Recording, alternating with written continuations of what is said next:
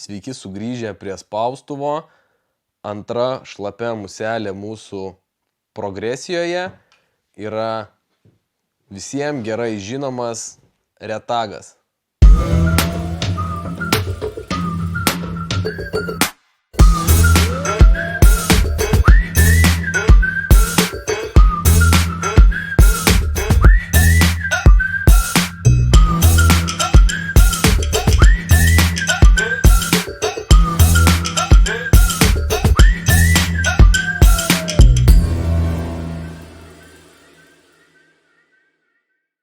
Šįkart mes surišime retagą ir prie to, ką jau darėme, dadėsime dar vieną komponentą.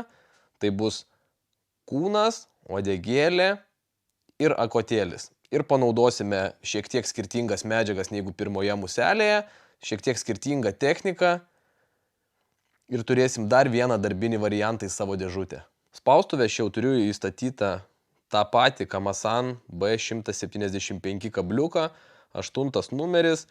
Puikus darbinis ir žvejybai, puikus darbinis ir pradedant rišti. Solidaus dydžio, patogus kablys, ant kurio man bus tikrai patogu aiškinti ir rodyti jum, kaip ir ką daryti. Vėl prisitvirtinu vedamąjį siūlą. Nukerpu nereikalingą dalį.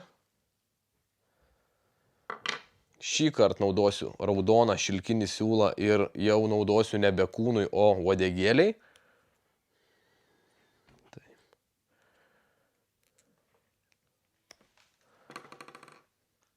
Atsivinioju šiek tiek ilgesnį gabaliuką. Tokio dydžio musiai man jisai šiek tiek per kūdas.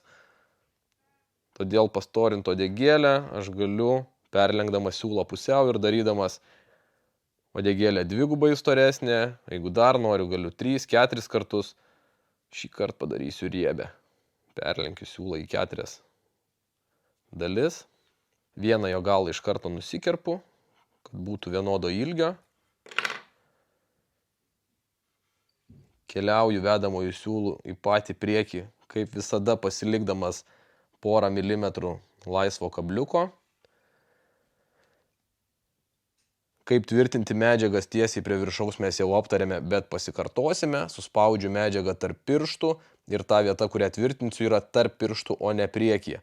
Užmaunu virš vedamojo siūlo, siūlas tarp pirštų į viršų žemyn ir priveržiu. Vieną, antrą kartą ir mano siūlas nugulė gražiai lygiai ant kablio viršaus. Čia aš galiu arba nukirpti priekinę dalį, arba padaręs dar porą apvijų, galiu ją tiesiog įtraukti iki tol, kol jos praktiškai nebeliks. Ir tada įtempęs kampu prispaudinėju vedamojų siūlų ir visą laiką turiu lygiai tiesiai ant viršaus. Atsimenat, kalbėjom apie siluetą. Tai dėdamas uodegėlę iš tiek daug gijų, aš taip pat stengiuosi pradėti nuo priekio ir keliauti iki galo, kad visas kūnelis pastorėtų lygiai gražiai vienodai.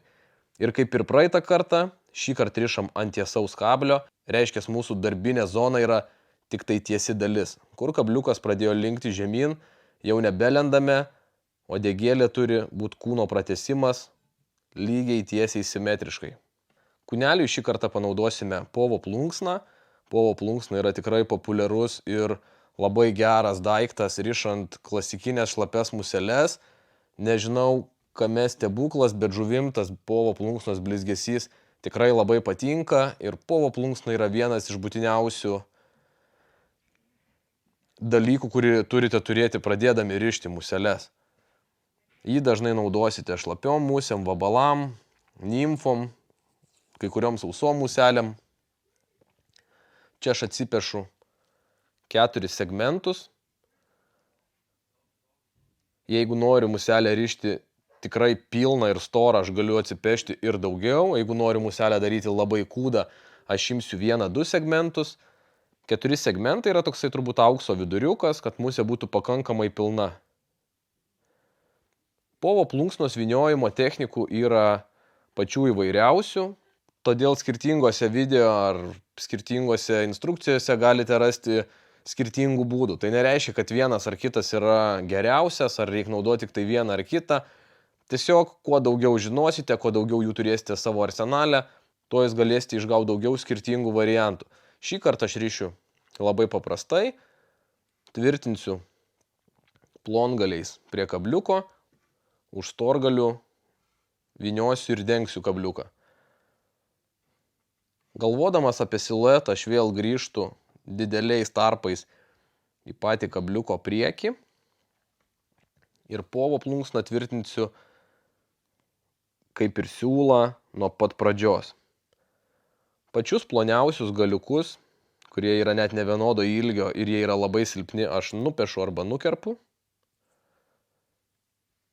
Tada vėl taip pat suspaudęs tarp pirštų dedu ant viršaus ir uždedu 1-2 apvijas, kad nusileistų tiesiai ant kablio viršaus. Dar porą apvijų. Įtraukiu plunksną, kad nieko neliktų priekyje.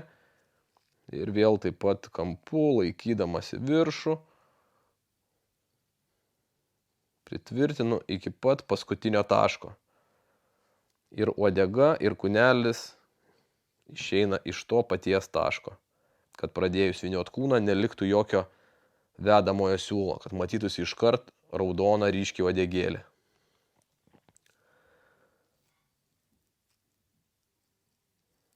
Plunksnas už storgalių šiek tiek susisuku, kad dengtų gražiai ir neliktų tarpų. Vedamą į siūlą grąžinu į priekį. Jisai lauks povo plunksnos. Ir apviję po apvijos keliauju ir dengiu kūnelį.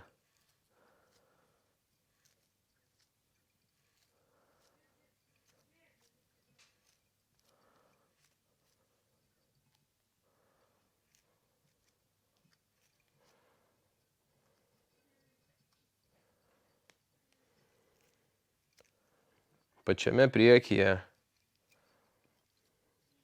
apviję vedamųjų siūlų pro apačią. 1, 2, 3. Pasitaisau, pasiglostau, pasišukuoju, apžiūriu, ar viskas gerai. Jeigu rezultatas tenkina, galiu nukirpti povo plunksną. Svarbu nenukirpti vedamojo siūlo. Neretai atsitinka ir tokie dalykai.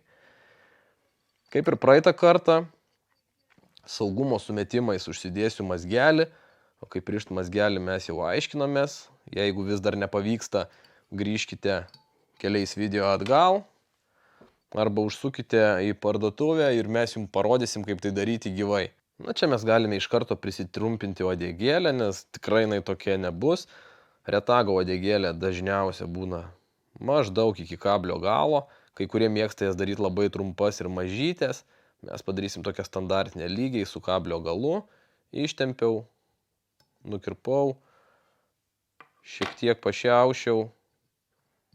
Turiu gražią, tvarkingą uodegėlę, akcentėlį, kuris yra neatskiriama retago dalis, net jo pavadinimas tai sako.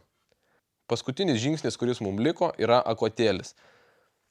Šį kartą naudosime rudai juodą gaidžio plunksną.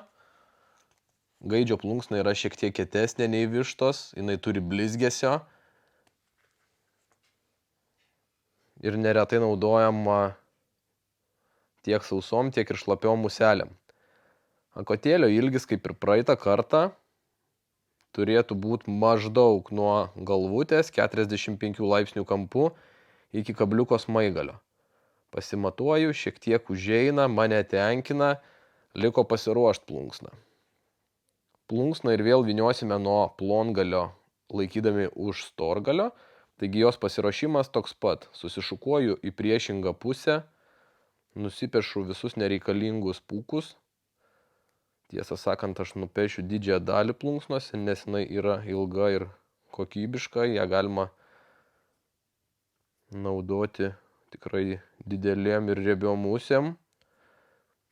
Bet riebaus akuoto šį kartą aš nenorėsiu.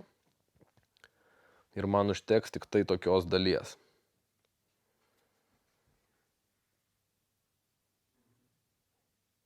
Akotėlį susišukuoju į priešingą pusę, jį pašiaušiu. Ir jau intuityviai žinau, kad man jau užteks maždaug tiek, gal net šiek tiek mažiau. Nupiešu dar kelis segmentus. Porą centimetrų bus tikrai per akis.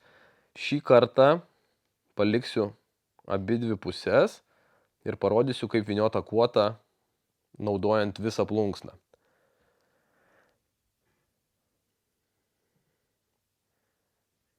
Prisitvirtinu plunksną pačiame priekyje, gerąją pusę į save, kad atlenkus gera pusė iškart žiūrėtų į priekį ir plunksna gultų visą laiką gera pusė į išorę. Kaip ir praeitą kartą, užrakinu plunksną atlenkdamas jos galiuką į galą ir uždėdamas porą apvijų.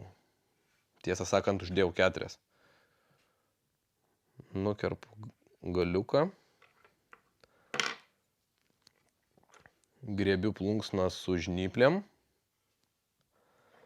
Ir pasinaudodamas žirklėm arba specialių įrankių galiu šiek tiek suguldyti viršutinę pusę į galą. Per viršutinę pusę šiek tiek perbraukiu žirklėm arba įrankių. Yra tam specialūs įrankiai. Ir plunksna pradeda orientuotis į galą. Papildomai aš galiu dar suglostyti ją pirštais, neskubėdamas, kad nenutraukt, kad neišlupt.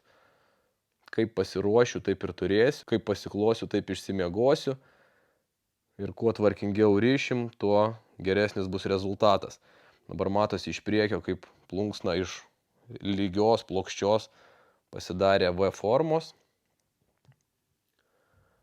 Tokią plunksną vyniojant man bus žymiai lengviau sukontroliuoti, kad nieks nestiruotų į priekį. Pradedu keliauti nuo pat kūnelio ir po kiekvienos apvijos vėl viską suglostau. Muselę, plunksną, dedu sekančią apviją. Muselę, plunksną, dedu sekančią apviją. Ir su kiekviena apvija mano akotėlis iškart gula 45 laipsnių kampu, taip kaip aš norėčiau. Ir kaip minėjau, tvarkingas darbas yra tvarkingas rezultatas. Skubėti čia nereikia, čia reikia daryti gražiai ir tvarkingai. Plunksnos kotą prisitvirtinu vedamųjų siūlų, padarau daugiau apvijų, jį nukerpu, susiformuoju gražią apvalią galvutę, kuri, kaip minėjau, yra kokybiškos muselės akcentas. Jeigu noriu suguldyti akuotą dar daugiau, galiu vos palipti su siūlu, bet čianais aš turiu tobulą variantą ir nieko keisti aš nebeketinu. Paskutinis žingsnis yra mazgarišis. Maunu ant siūlo, apverčiu, užsuku, pasidarau ketvertuką. Kelios apvijos. Kabinu gražiai vertikaliai. Ištraukiu vieną kilpą, pritraukiu, ištraukiu antrą kilpą. Muselė beveik baigta. Liko uždėti lašelį lako. Tam, kaip visada, panaudosime adatą. Nedidelis lašiukas.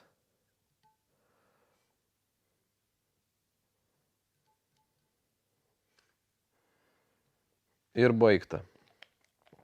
Taigi turime dar vieną šlapią muselę, dar vieną variantą, kuris šį kartą susideda jau iš 3 elementų. Uodega, kūnelis ir akotėlis.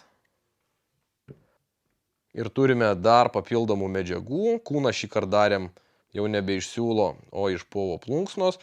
Akotėlį darėm iš pilnos gaidžio plunksnos. Ir taip kaupiame patirtį į savo bagažą. Kaip visada, nepamirškite spausti patinka, prenumeruoti mūsų kanalą, jeigu to dar nepadarėte, dalintis su draugais. Jeigu kyla klausimų, komentuokite apačioje po šitų video arba rašykite mum elektroninius laiškus į Messengerį, į Instagramą ir mes pasistengsime kuo greičiau atsakyti visus jūsų klausimus. Ir žinoma, aplankykite mūsų parduotuves, nes gyvai bendrauti visada yra smagiau ir informatyviau. Ir susitiksime sekančiame.